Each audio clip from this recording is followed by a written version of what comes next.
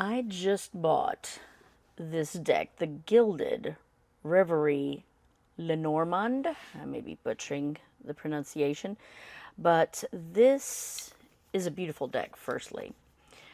But I am doing my first reading with it. I have shuffled the cards pretty thoroughly. Back's gorgeous. The fronts, look at this amazing artwork. But I have pre-shuffled.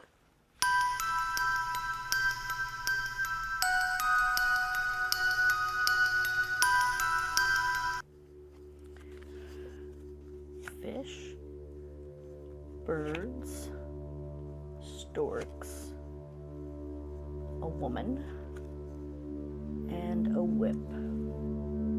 Okay, here we go.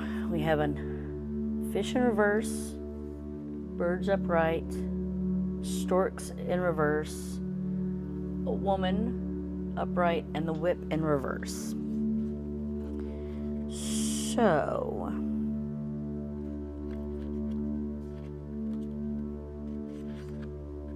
now the fish, it symbolizes resources and money.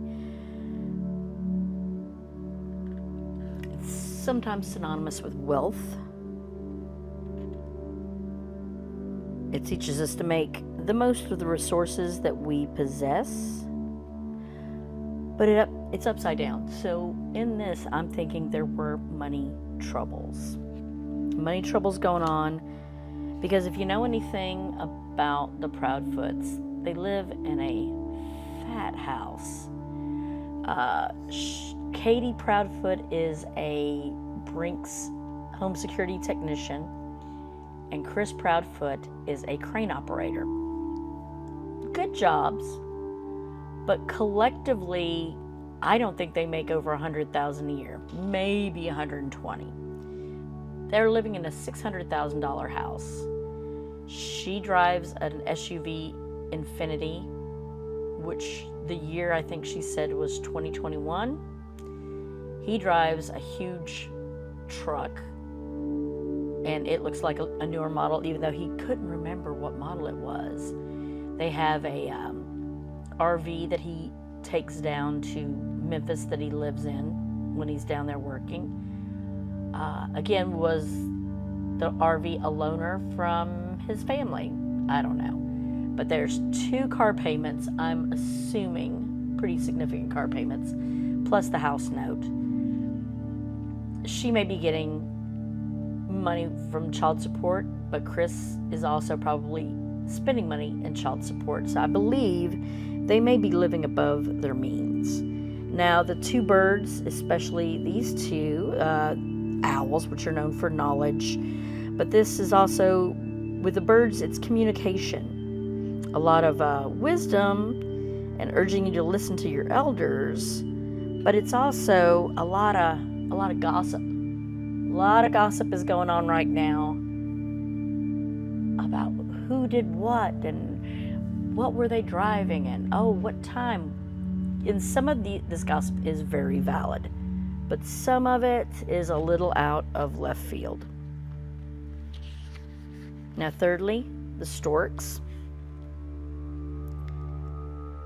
They tend to be a predictable creature, but it's favorable to bring change. Even, delivering a child, returns home like clockwork.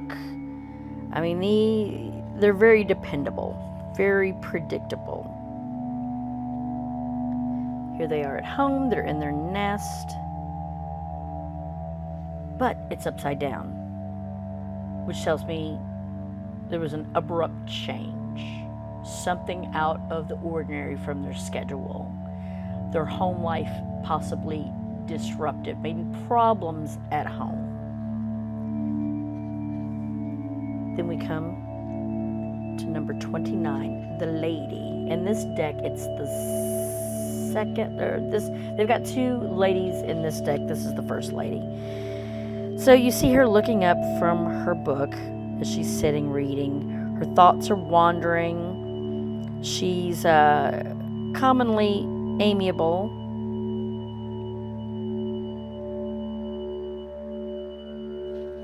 here we have the woman. We see in this deck there's two different lady cards, but this one you see here looking up from her book. Her thoughts are kind of wandering. The red rose provides an additional point of connection that binds her. It's a token, a gift, something given and received, something shared, maybe with the love of her life or her romantical interests. But here, when you hear her talk about what happened the night preceding Sebastian's missing, she was at home reading a book, talking to her husband. Hence the wandering that she sees. Katie. And then we have the last card, the whip. So the whip, this is our last, it's the whip. It's a troublesome card. It's a favorable and unfavorable, depending on which. There could be a frenzy is whipped up, creating discord. A person that could be quick to anger. It's a card of trouble, strife, disharmony, conflict, argument, all things that are stressful, particularly when seen with the birds. Crack of the whip will be exerted either by you or against you. You see the whip is curling, and there's a bundle of branches bound tightly, which is used to reprimand or spank, as you will.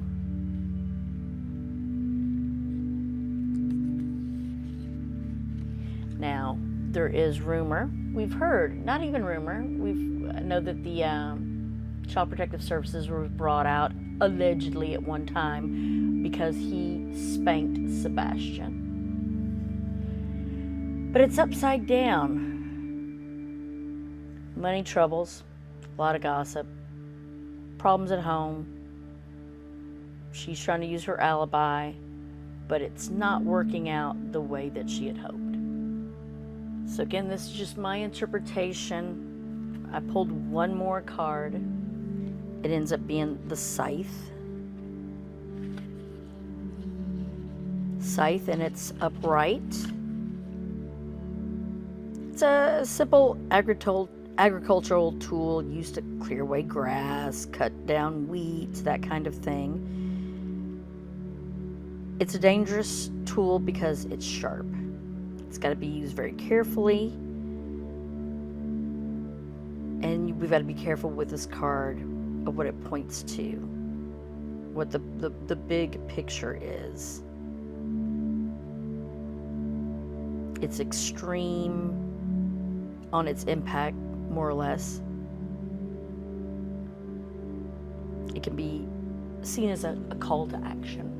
So hopefully in this we're getting a little closer to finding out. Hopefully we will find Sebastian. Unfortunately, I don't think it's going to be favorable when he is found. But again, I hope I'm wrong. I hope with all that's good that it's wrong.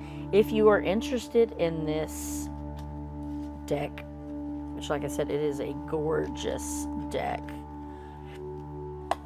I will have it linked in the bottom if you want to get your own deck. So thank you so much for watching. I hope you enjoy. If you did, click on the like and subscribe button, as this is a brand new channel and I want to grow it. So thank you. So